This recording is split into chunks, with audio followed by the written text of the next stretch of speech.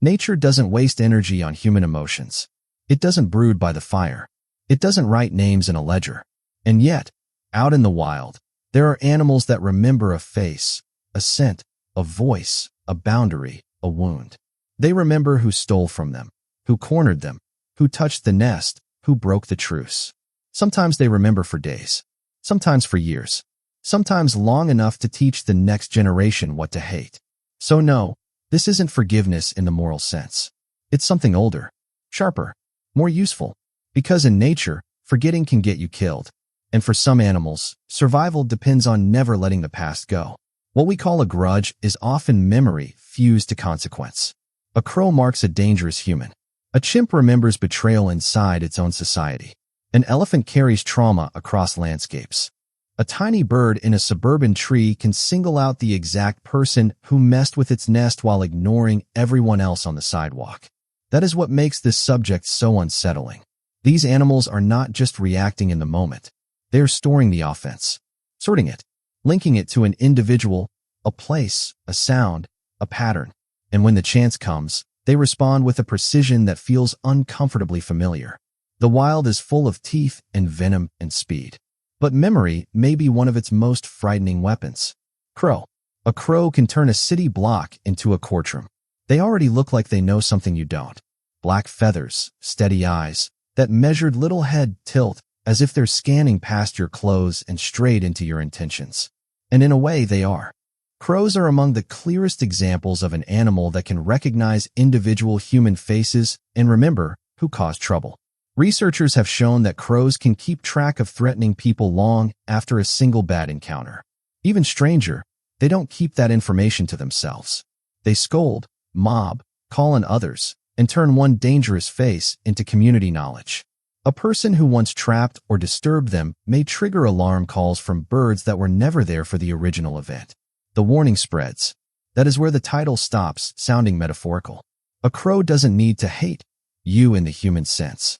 It just needs to file you under danger and never delete the entry.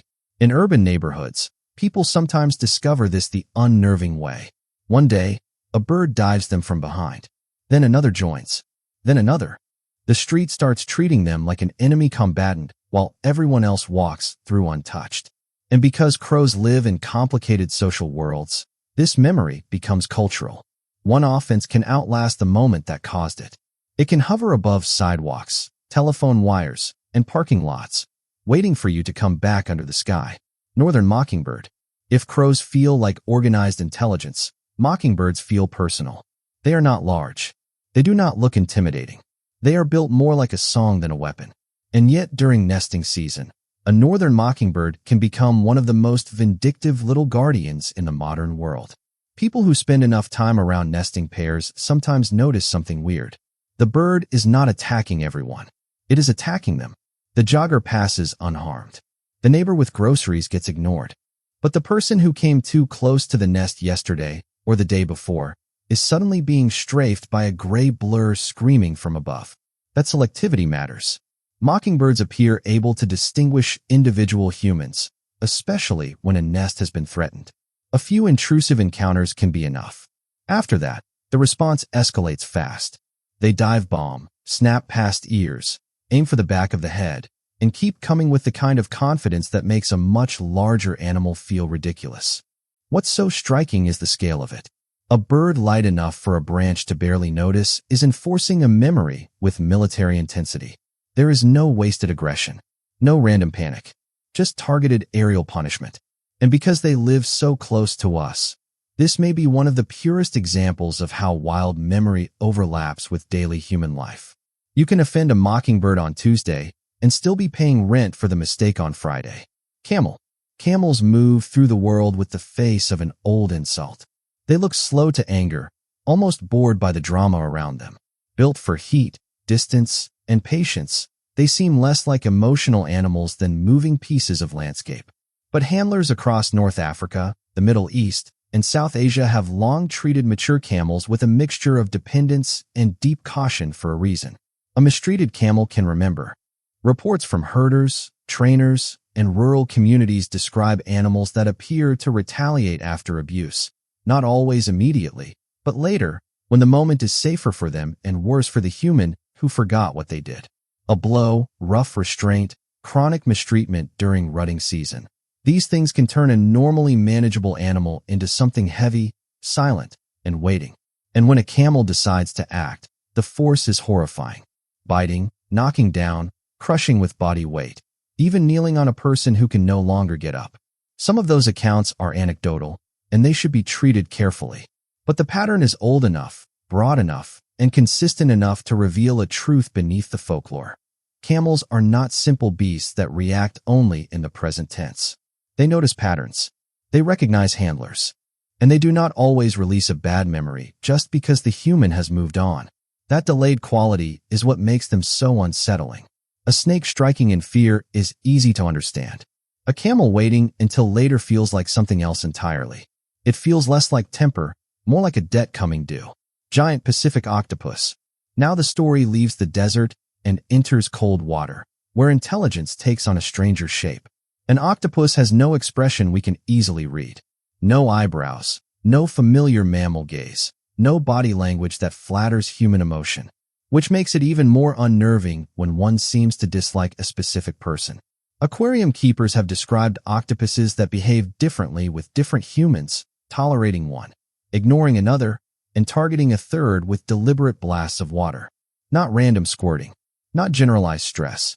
Selective mischief, selective irritation, maybe selective revenge, depending on how far you're willing to lean into the word. An octopus is built like a neurological rebellion. Much of its control is distributed through its arms. It can solve problems, open containers, navigate obstacles, and investigate the world with a tactile curiosity that feels almost forensic. So when it learns that a certain person is a nuisance, the response can seem eerily specific. And this matters because an octopus is not a social primate rehearsing loyalty and betrayal. It is a short-lived, largely solitary predator from a lineage so distant from ours that any overlap in behavior feels like evolution mocking our assumptions. Memory like this did not arise from friendship. It arose because even in a life that burns fast, discrimination matters. Not every enemy wears fur. Not every grudge needs a pack. Sometimes all it takes is cold water, a flexible body, and a mind that refuses to treat every human as the same. Chimpanzee. Then there are chimpanzees, where the idea of never forgiving stops being eerie and starts becoming dangerous in a deeply recognizable way. A chimp society is not peaceful innocence with better climbing. It is politics, alliance, rank, intimidation, reconciliation, and sudden violence. Individuals remember who supported them, who challenged them, who groomed them, who withheld support when it mattered. They form bonds, break them, repair some, and punish others. That social memory is essential because chimp life runs on relationships. A high-ranking male does not stay secure through muscle alone. He needs coalitions. He needs timing. He needs allies who still remember past favors and rivals who remember old humiliations. If a chimp is betrayed at the wrong moment, the consequences can come later in a group confrontation, a redirected attack, or a chillingly coordinated burst of aggression. This is not melodrama projected onto apes. It is the brutal logic of social intelligence. The smarter the social system, the more valuable memory becomes. Forgetting who bit you, cheated you, or failed you during a power struggle is not noble. It is reckless. Chimpanzees also reconcile. That part matters. They groom after conflict. They restore bonds. But not every bond gets restored, and not every offense is absorbed. Under pressure, resentment can harden into faction. That is what makes chimpanzees so hard to watch when violence erupts. It doesn't feel random. It feels historical, as if the attack began long before the first scream, in some earlier moment when one animal learned exactly who the other really was. Spotted hyena. If chimps keep score in the trees, spotted hyenas do it across entire battle lines. They have one of the most misunderstood reputations in the animal kingdom. Popular culture cast them as cowardly scavengers years ago, and the lie stuck. In reality, spotted hyenas are formidable hunters, highly intelligent, deeply social, and organized into clans that can function like militarized societies. They know their own ranks.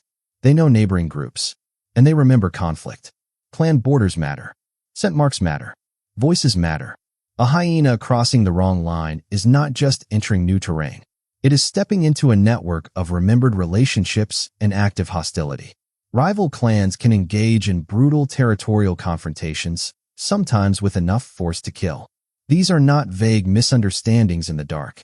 Hyenas recognize one another through calls, scent, and social familiarity. Their world has identity. Inside the clan, memory matters just as much. Rank is inherited through maternal lines, alliances are reinforced constantly, and social insults are not weightless. A hyena that misreads its place, challenges the wrong animal, or loses support can feel the consequences immediately and later. The clan remembers. There is something chilling about a species whose laugh humans once mistook for madness when, in reality, so much of its life is precise. Not chaos, not random cruelty. Structure, order, long memory backed by numbers. And once a rival has been placed in that mental map, outsider, threat, enemy, the response is efficient and cold. Forgiveness is a luxury for species that can afford wasted risk. Hyenas cannot. Cape buffalo. There are animals that seem to hold grudges because they are smart. And then there are animals that feel unforgiving because they are pure consequence wrapped in muscle. Cape buffalo have earned one of the darkest reputations in Africa, especially when wounded. Hunters have feared them for generations, and not just because they are large. A buffalo hit and not immediately stopped can vanish into brush, wait in stillness, and explode back out with terrifying force. Stories of them circling, doubling back, or appearing to set ambushes helped give them a near-mythic status. Some of that language drifts toward folklore, so it helps to stay careful. A buffalo is not necessarily plotting in the human sense, but it is absolutely capable of remembering the direction of a threat, using cover, standing its ground, and retaliating with persistence that feels almost personal. And in thick bush, the effect is the same whether the motive is strategy or fury. Something you heard is now coming back to finish the argument. Their social side matters too. Buffalo gather in herds, protect calves, and respond aggressively to predators, especially lions. A lion may isolate one individual, but buffalo do not always flee and forget. They can regroup, turn, and counterattack with astonishing force. They are among the few prey animals capable of making top predators look suddenly mortal. That is the essence of unforgiving behavior in the wild. Not malice, not drama, just a refusal to let violence go unanswered. With a buffalo, the grass may look still. The air may feel empty. Then the ground starts moving. Orca, far offshore, the story becomes murkier and maybe more unsettling because of it. Orcas are masters of social learning. They inherit dialects, hunting strategies, migration habits, even food preferences through family lines. A calf is born into culture, not just instinct. And whenever a species can preserve information that way, one question follows close behind. Can hostility be preserved too? That question has become impossible to ignore in places where groups of orcas have repeatedly interacted with boats in ways that seem focused, even tactical, often targeting rudders. Some scientists urge caution. The behavior may be play. It may be curiosity. It may be a fad spreading socially. It may even trace back to a stressful or traumatic event, copied and repeated without anything like human revenge behind it. But here's the problem. Orcas are so observant, so social, and so capable of learned tradition that the line between reaction and remembered patterns starts to blur. If one bad encounter teaches a pod that a certain kind of object, sound, or motion means danger, that lesson may not die with the moment. It may travel through the group. Even away from boats, orcas show the kind of long-term relational intelligence that makes never forgive feel less ridiculous than it should. They coordinate. They teach. They maintain family ties for decades. A species like that does not move through the world as isolated impulse. Nobody can honestly say an orca is out there nursing a vendetta the way a human would. But when a black dorsal fin cuts the surface beside something it has learned to oppose, the ocean suddenly feels like a place where memory has a body. Elephant. And then there are elephants, the animal most people think of first, for good reason. Their memory is famous, almost to the point of cliché, but clichés become clichés because reality kept proving them useful. Elephants remember water sources across harsh landscapes. They recognize voices. They distinguish between human groups associated with different levels of threat. Matriarchs carry ecological memory that can help entire families survive drought and shifting conditions. In a world of distance and uncertainty, memory is survival. But with elephants, memory also carries pain. Where elephants have faced culling, poaching, chronic harassment, or violent conflict with people, their behavior can change in ways that feel less like fear and more like history. Villages that sit near migration routes may be treated not as neutral spaces, but as places tied to danger or pressure. Crop fields become battlegrounds. Fences are broken. Houses are smashed. A family group that has learned humans mean death does not need human morality to become devastatingly hard. Some of the most haunting elephant stories involve trauma echoing across years. Young elephants raised in disrupted social systems can show abnormal aggression. Older females can appear to guide families using memories formed long before the current season. Calves grow up inside emotional weather they did not create. That is the part people often miss when they romanticize elephant memory. It is not just beautiful. It is heavy. A long memory preserves wisdom, but it also preserves injury. The same mind that remembers a safe river can remember gunfire, separation, and loss. So when an elephant returns to a place where something terrible happened, we should be very careful about calling it anger as if anger were the whole story. Sometimes what looks like a grudge is grief with nowhere to go. None of these animals are sitting in judgment the way we do. They are not moral philosophers in feathers, fur, hide, or skin. But that almost makes the pattern more profound. Again and again, evolution has favored the creatures that remember what hurt them and respond with precision. Memory guards nests. It protects rank. It defends calves. It teaches clans. It turns experience into survival. And from our side of the glass, the result can feel chilling because it collapses a boundary we like to keep intact. We want instinct to be simple. We want the wild to react and move on. But some animals don't. They archive. They discriminate. They carry the past forward and act on it when the moment returns. Maybe that is the real lesson here. Nature is not always savage because it is mindless. Sometimes it is savage because it remembers. If you want more wildlife stories where intelligence gets stranger the closer you look, stay with me for the next one.